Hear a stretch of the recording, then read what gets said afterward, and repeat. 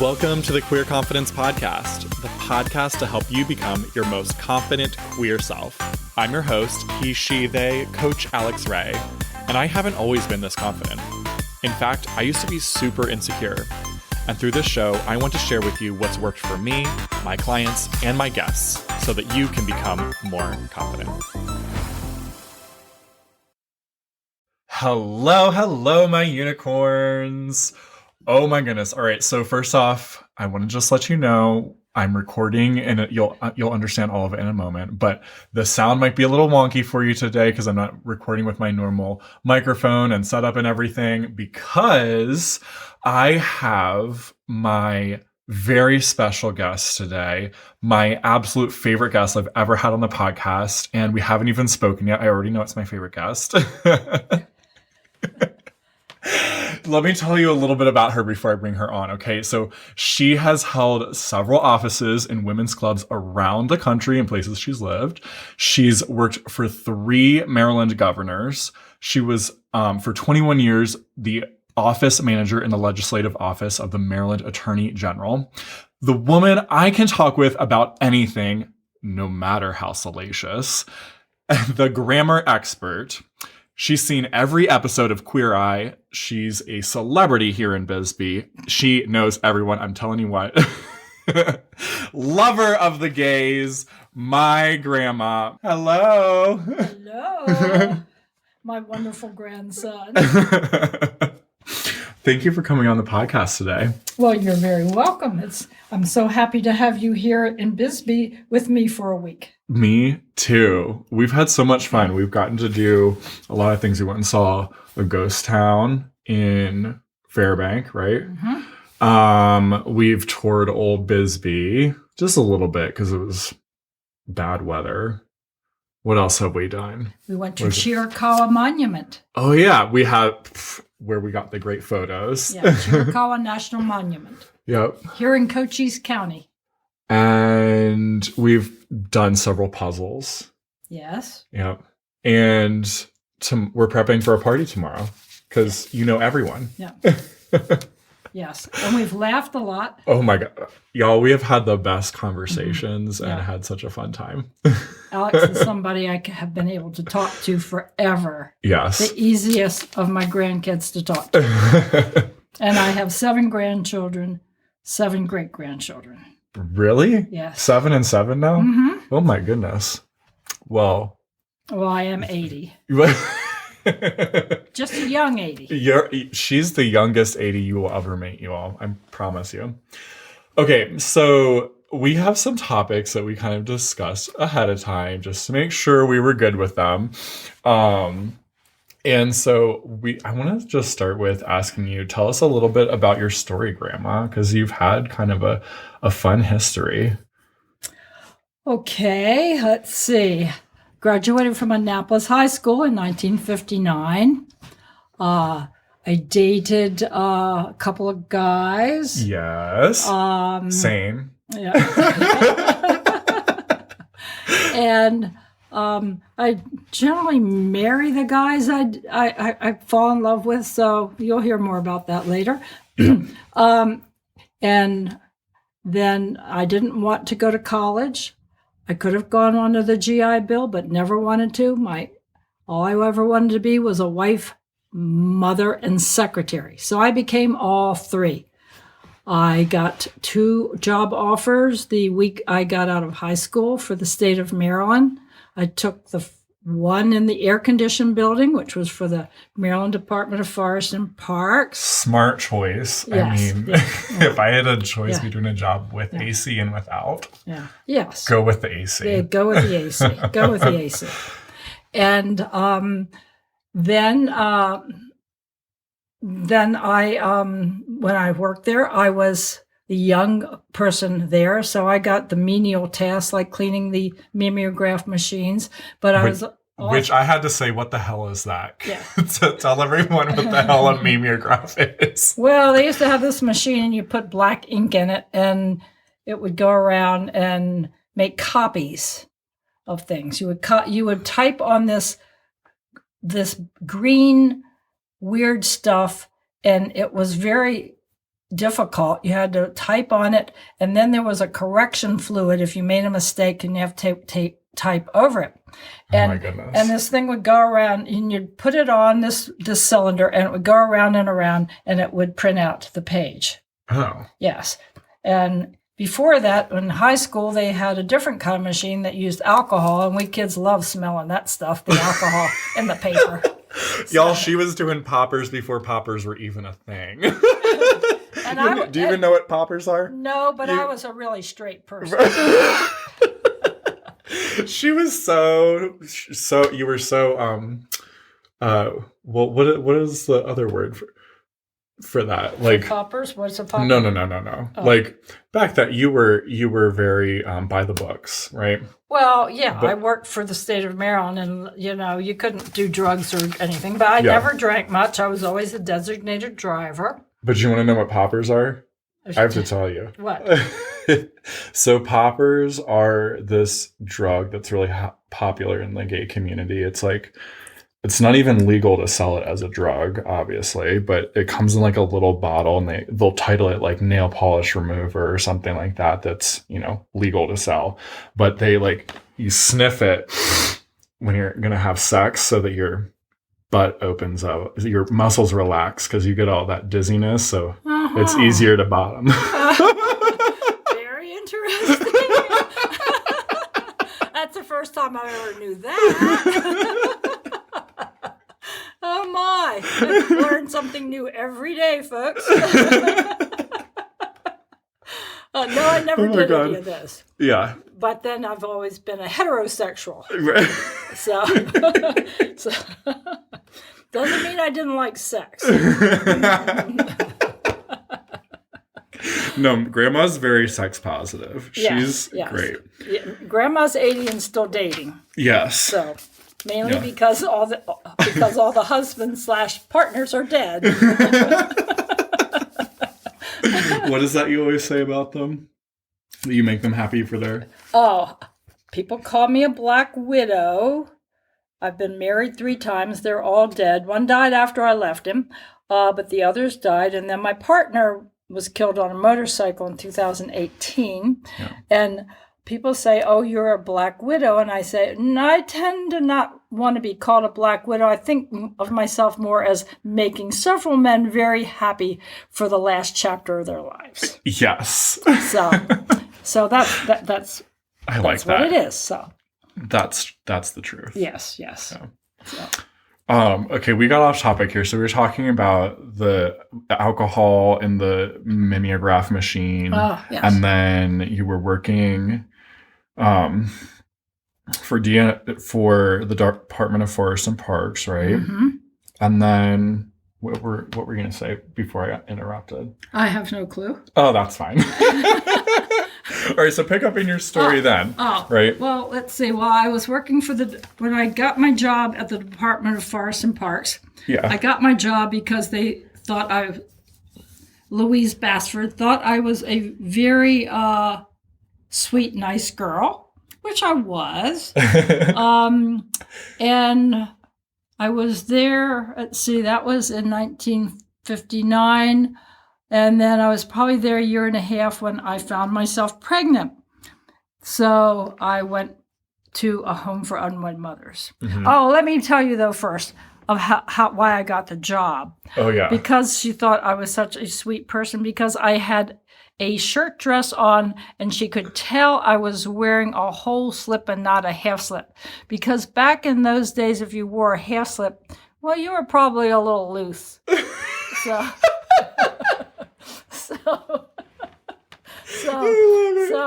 I mean, how did she know? So, what I really was.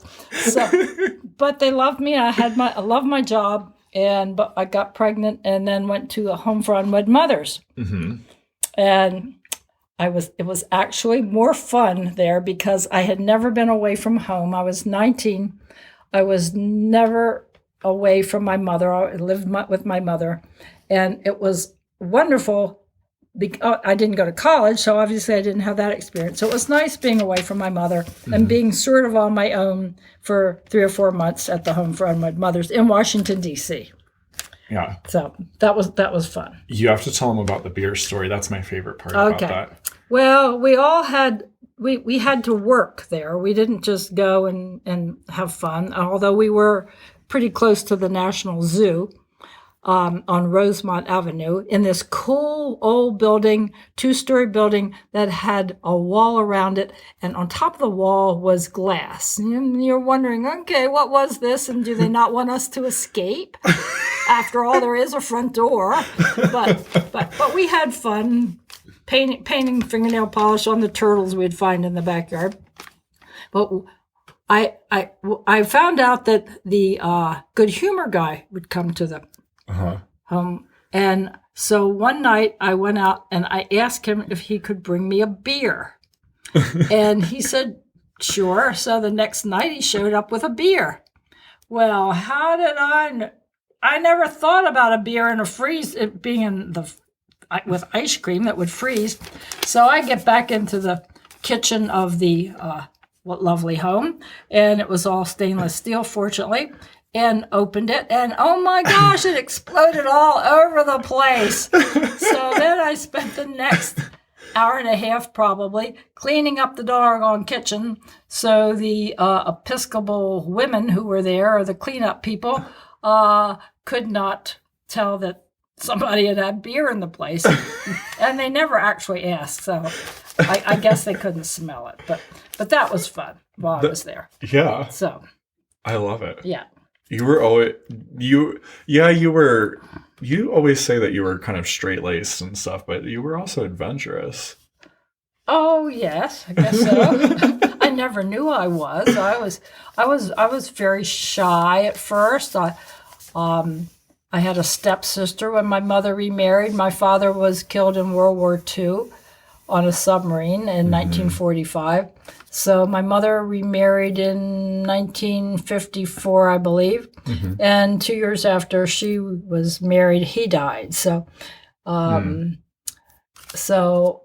I was shy until I was in the my senior year, and my teacher, English teacher, Miss Longenecker, would have Bonnie Haynes and me get up to the blackboard and diagram sentences. Seems like we were the only two people in the whole class that knew how to diagram sentences. I love grammar and English, so that was. I don't understand. I don't believe they teach diagramming anymore. I'm not sure they even teach. I don't think they even teach spelling and grammar from what I see on Facebook.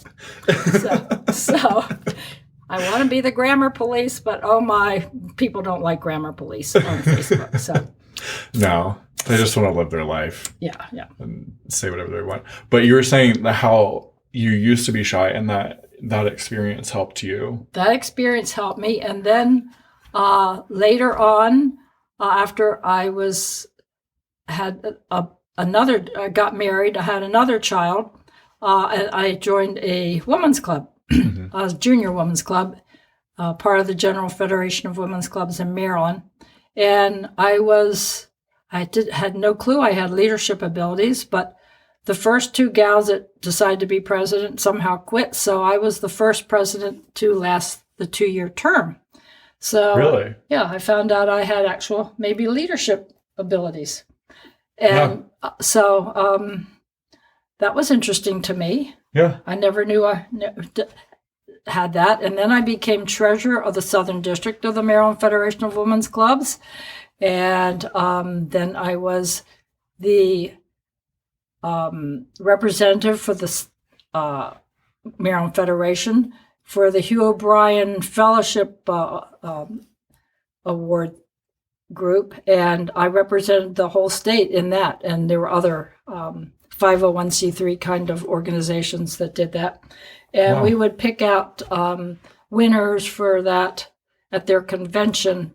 And that's, I think, sophomore kids, girls and boys, were picked for leadership. And we would judge the essays. Our group would judge the essays. So and then so I did that for years, and then later on, I came to when I'm married again and came to Bisbee, Arizona. Yep. I joined another women's club and was treasurer of the Southern District of Arizona and president of my women's club for 2 years. Okay, so what I love about this, though, because y'all, Grandma listens to my podcast, she knows what I talk about on here, right, and about confidence.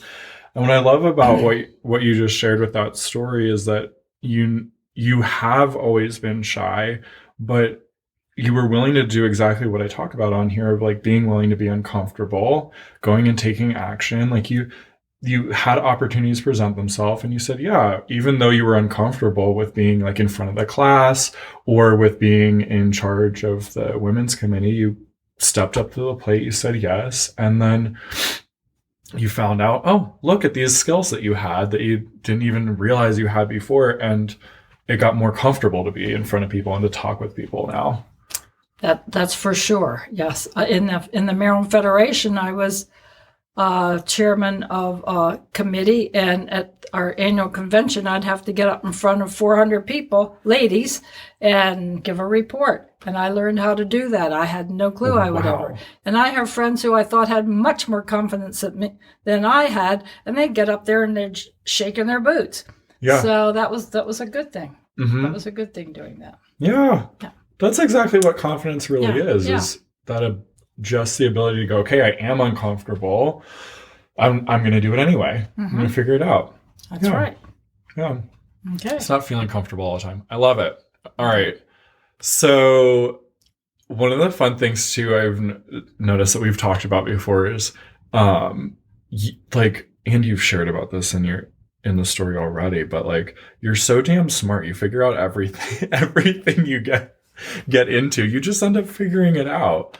And sometimes that intimidates guys, right? Well, yeah, I have this innate ability to see things ahead of what's happening or how something works and is put together. I took a little test on Facebook, actually, and it said what you should have been in life, and it was an engineer. Oh, my. I can see you being an engineer. Yeah. Years ago, I would fix a toaster, but I can also foresee something that's wrong with a house. Mm-hmm. I watch home improvement shows and I'm going, are you kidding me? That is never going to work. So I can just kind of see things like that are going to happen and other things. Yeah. Mm-hmm. You tend to figure stuff out. Like you're 80, but you use so much technology too. You don't mind it. My grandmother texts me, y'all, we text and call, and like she has a smartphone. You're also opinionated about Android versus an iPhone, and I love that. I love it. I just didn't like whatever the guy's name who started Apple, so I refused to own one.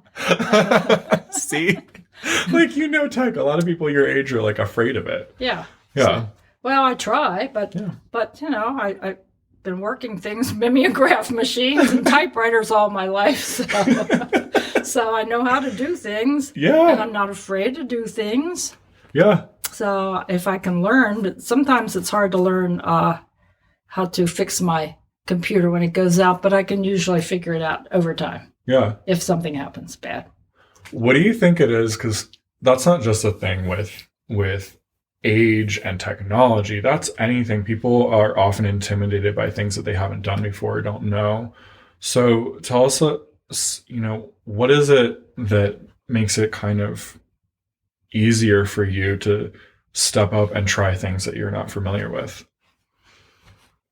I guess I'm just curious about things. And I know I can do it. I just figure I'm smart and I can do it. I don't worry about it. So, there you go. I try my best, and I run a business, and I was sort of foisted into that kind of when I married Bill Siebold, and here I am in Bisbee after he died, renting 16 airplane hangars, keeping the place up, and 9 acres. I love mowing on a riding lawnmower. Yes. Weeding isn't so much fun, but I have to do that sometimes. I'm pretty good with a pick, Yep. a pickaxe, getting up the woody things that grow in the yard that I don't want. So, Yeah. and I'm here with coyotes, rattlesnakes. I'm not afraid of any of them. Javelina, I love it. black widows. Tarantulas won't hurt you, so please don't kill the tarantulas. Yeah. And I'm just not. I've decided I'm not afraid of anything. Yeah. Which might get into my guardian angel part. Yes. Yeah. Okay. So let's skip there. So one of the conversations that I thought would be fun for us to talk about was when we were walking through Fairbank, the ghost town. We were talking about how a lot of people are afraid of death, and you're not. You're so at peace.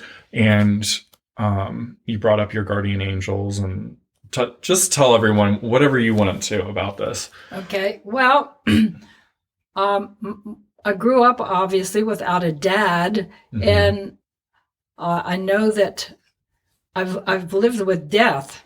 My dad died. My stepfather died. My grandmother died. People were dying all around me, and it's never really made me sad because I know they're with me every day, and I don't understand why people grieve, and maybe that's okay for some people, but I tend to know that they are always with me. They're my guardian angels, and I listen to them. Yeah. They help guide me and make decisions. So I listen to my heart. I just don't cry much over it. I had a son that the son I gave up for adoption was back in my life, and he committed suicide on New Year's Eve. That's the saddest one for me. Yeah. Because I lost a child. Yeah. But the others, I know that death is part of living, and I know and hope that I'm going to live to be at least 105. Yes. So I got 25 more years, or whatever, how many every years. Yeah. And so I'm just trying to be a happy person and a good outlook on life. I love it. Yeah. Yeah. And, I've wondered that too about myself, because remember, I had so many deaths from the time between like when I was born and when I was like maybe 6 years old. A lot of family members died. And so I grew up with it from a young age too. And my parents took me to funerals and stuff. And I think that I'm similar to you in the way that I kind of view and deal with death is just, I've not really ever been afraid of it. Other than when I thought I was going to hell for being gay. That part scared me. Yeah, I guess but other than that, like when people have passed away, I've always felt that their presence was still with me. And, I was very sad that they couldn't be here physically anymore. But same as you, feeling like, okay, they're still watching over me, or they're guardian angels for us. And, death is a natural part of life. We're all going to be there one day. So let's live to the fullest till then. Well, my guardian angels generally have appeared as birds. Yeah. And when Bill Amos died, I was in Harford County on 30 acres in a house by myself. And this bluebird came to the window. I had never seen a bluebird on our farm. Yeah. And there was a bluebird. And no matter where I'd go in the house, the bluebird was outside the window. And so I knew that was Bill Amos. And when after that, I reconnected with Bill Siebold, who had been with me, who was my second boyfriend ever. And he finally moved in with me, and he would be outside mowing or doing something, and he would say, "Bill Amos, am I doing okay?" Yeah. But and before I decided to get married, my one son came up to the house to retrieve, I think, his two daughters, or my granddaughters, who had been there for the weekend. And he said, "Ma, the bluebirds out on the railing of the deck." Well, I looked out on the deck, and there was a female bluebird that flew up to be with him. And I saw that as a sign that it was okay for me to move on and to get married again. Yeah. So that was one of the things. And then more recently, I have these birds that like to peck on one of my windows, and there's where the stained glass is. And there was a cardinal that kept endlessly, relentlessly pecking on the window, going back and forth, back and forth. And I thought, okay, trying to tell me something. Well, I was taking a shower and I felt a lump in my breast. And I thought, okay, he's trying to tell me something. So as soon as I went to the doctor and dealt with it and found out it was cancer eventually, but as soon as I did that, the bird stopped pecking on the window. Yeah. It was like he was trying to tell me something. So I just have to pay attention to everything they tell me. Yeah. You're so good at listening and taking in the signs. And I think that's what a lot of people miss is they get the signs, but they ignore it.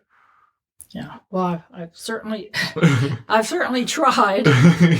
I've been left alone several times. So, so I learned to listen to that. Yeah. And I think sometimes it's good that I'm alone because I do take more time to listen.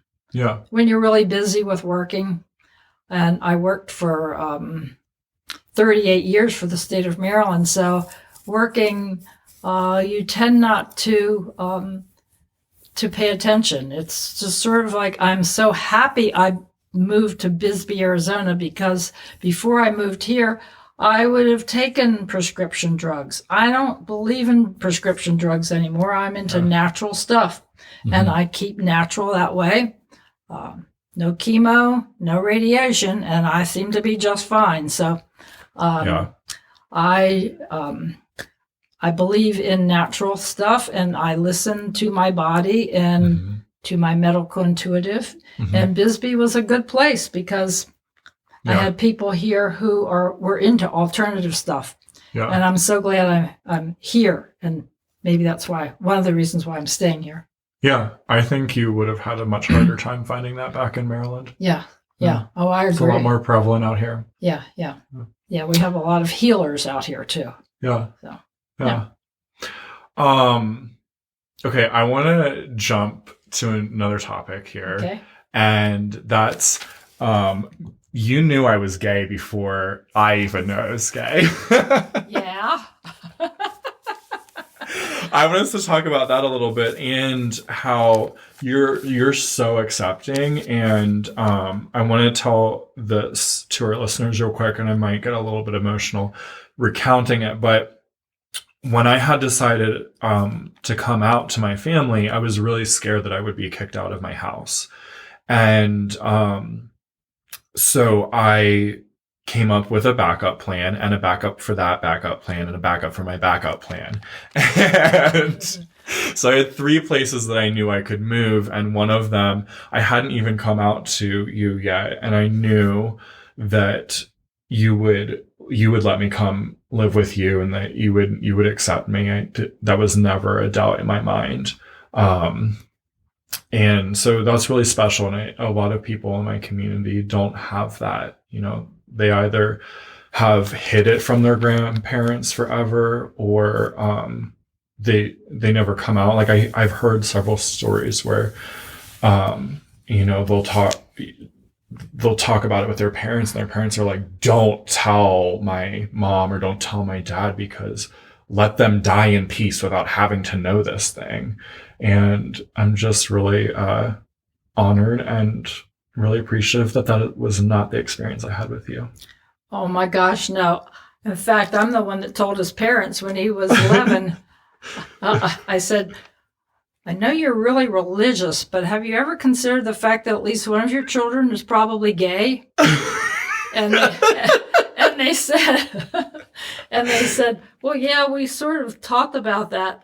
But the surprising thing is they seemed surprised when he told them. I've known since he was probably 3 or 4. I mean, Right. he came to my house and all he wanted to do was vacuum. So I had That's my favorite thing. Yeah.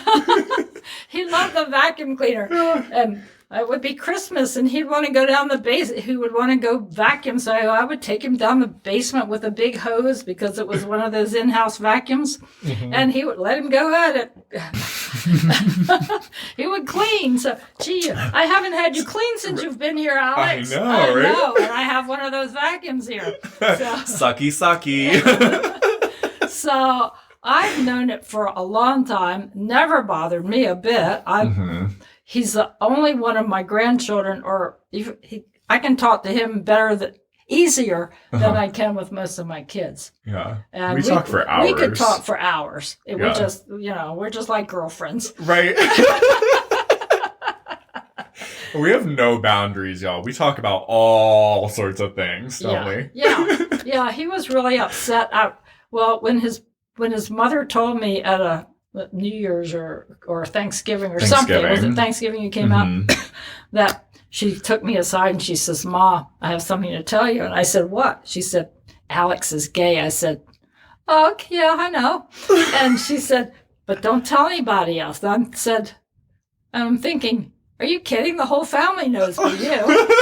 They had this all figured out. They didn't care. So, right. I just love Alex to death, and I'm so happy he's here with me for a week. Yeah. Yeah.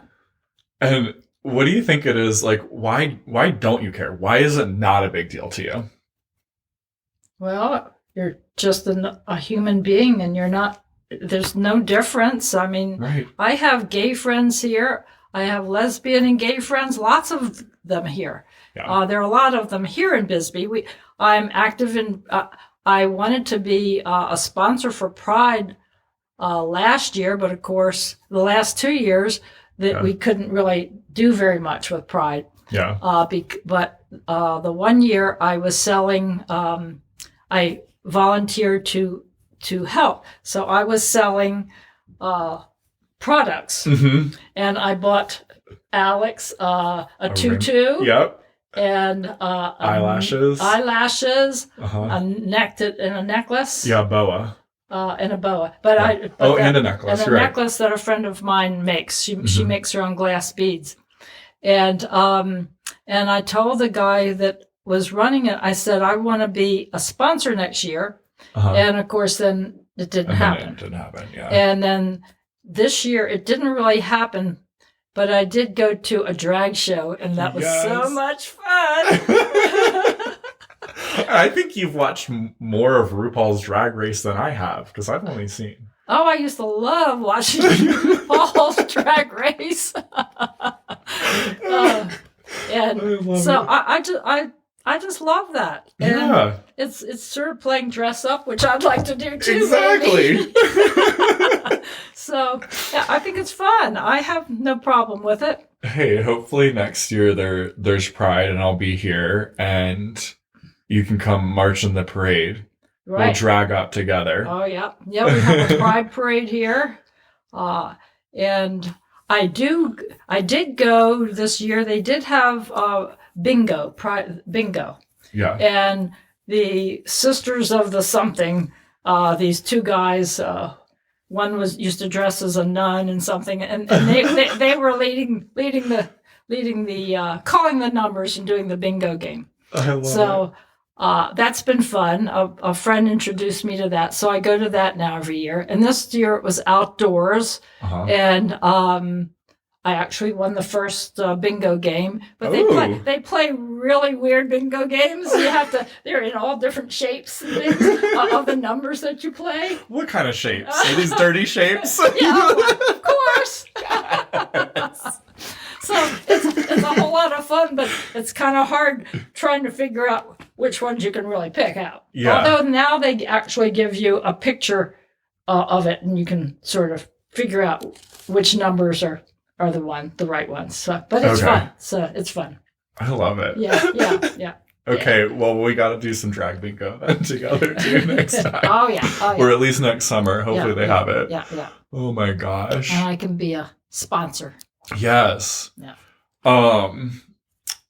One of the other things too that was, we're jumping around here, y'all, just because I have some notes of things that I wanted to make sure that we hit. But one of the other things that you always say that my grandfather always said was, everything happens as it should, right? Yes. And what does that mean to you? That no matter what happens is the way it's supposed to be. Yeah. And that's, everything happens as it should. Yeah, Bill had been a hippie, and he was he built homes. He refurbished homes in D.C. And he went to Woodstock. That was pretty cool to know that he had been to Woodstock, and he told me all about that. And he made jewelry. Yep. And all the jewelry you all see me wear on Instagram.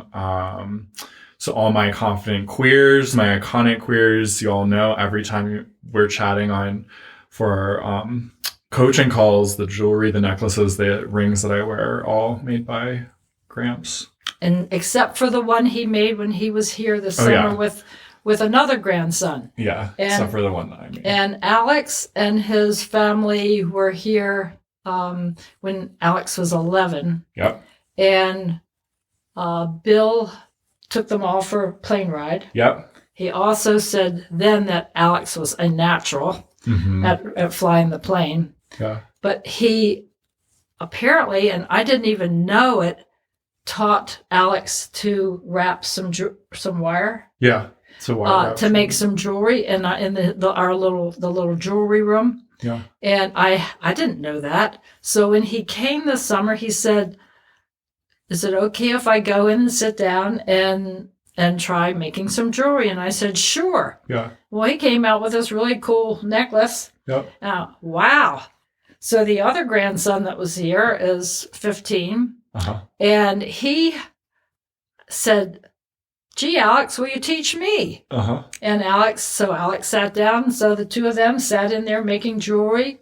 Yep. Jake, who had never even thought of wearing a necklace,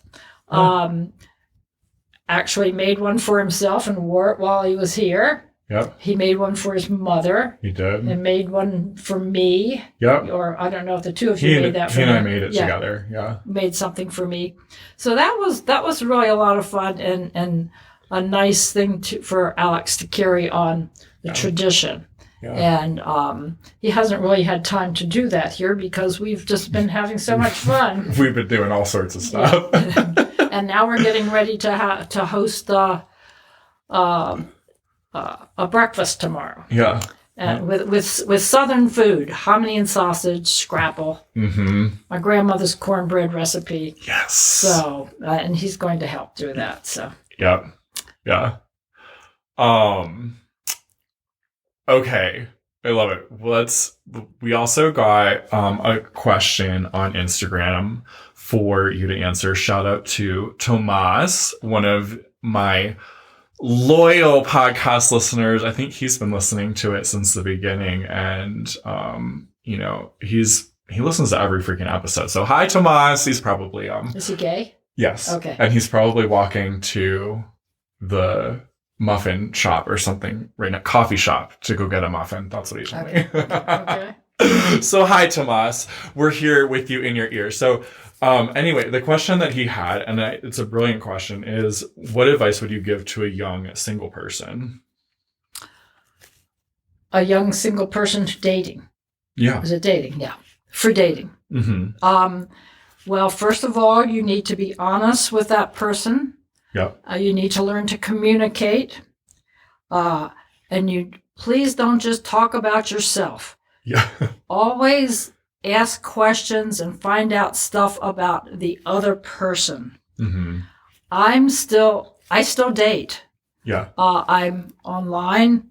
I on several dating sites. I'm actually kind of going with one more steadily right now. Yeah. But I went out with a guy and he he was a nice guy. He was a recent widower. Actually, before we went out, he talked only about himself. And then we had lunch. He talked only about himself. No questions about me. So that was kind of a downer. Yeah. But you need to be honest and have a good conversation. And obviously, if it's a romance you're looking for, there has to be, I think, chemistry. Yeah. Hookups once in a while may be okay, but it's nice to have chemistry and to search for more long term. Yeah. Now, I don't know if you're young, if that's what you're looking for, but at my age, I might like somebody to grow old with. Yeah. But I know that. So, yeah. Anything else? I think that's great. Okay. Okay. Awesome. All right. I did not give you a heads up about this because I wanted it to be a little surprise. But the last, so I'll give you a moment to think about your answer. So I wanted us to share our favorite things about each other. And I already thought ahead of time about what I want to share as my two favorite things I have about you. You can just share one thing. But two of my favorite things about you are you're really not afraid to be yourself. And I really admire that about you. I think I've always admired that since I was a little kid. I always knew Grandma was Grandma. She was herself, and growing up super religious too, and thinking there were all these kind of rules to life. I saw you as like the rule breaker that offered a little more freedom and more options to life. So I've always appreciated how you're not afraid to be yourself. And I also appreciate how we can always talk about anything. Y'all, the things I talk about with Grandma are like the things I might only share with my closest gay friends. Like, she can talk about it all with me. And I know that you'll always love and support me. So thank you. You're welcome. I appreciate that about you. Of course I will. Yeah. Of course I will. What I love about you is that you are easy to talk to. You've always been easy to talk to. You've always been attentive. When we would visit, you would always stick around to listen to what we would have to say. And when we were talking, where your brother and sister would go back and they'd get bored and go back in their room. But you were always out there and right there. Yeah. And I love that you would like to follow in your grandfather's footsteps. Yeah. And making jewelry and being a pilot. Yes. And maybe even living here in Bisbee and taking over my business. Yes. And you're just always there for me too. And we can talk about anything. Yeah. And I'm not afraid to talk to them about anything. Right. It's just amazing how wonderful it is. I love having a gay grandson because he's so it's just so comfortable. Yeah, it's so comfortable talking with you and loving you. Yeah. Oh, thank you, Grandma. Yeah. Oh, you can't see it, but we're hugging. Yeah. All right, y'all. Thank you so much for tuning in and listening to this conversation with us. We love you all, and thank you, Grandma, for being on this special episode. You're welcome. If you all have any other things you want to talk to me about, I just love to talk about it. She does. You will have to DM me, and I'll get it to her. I'll put you in touch with all my friends. Okay. All right, y'all. Have an amazing week, and I'll see you on the next episode. We're going to go prep for a party. Yeah. All right, let's go, kiddo. Bye. Bye. If you enjoyed this episode, don't keep it to yourself. Share it with a friend so they too can become more confident.